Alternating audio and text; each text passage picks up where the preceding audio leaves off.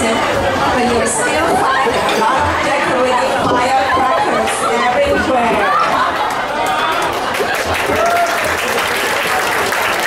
Chinese New Year is the happiest time for children because you know what?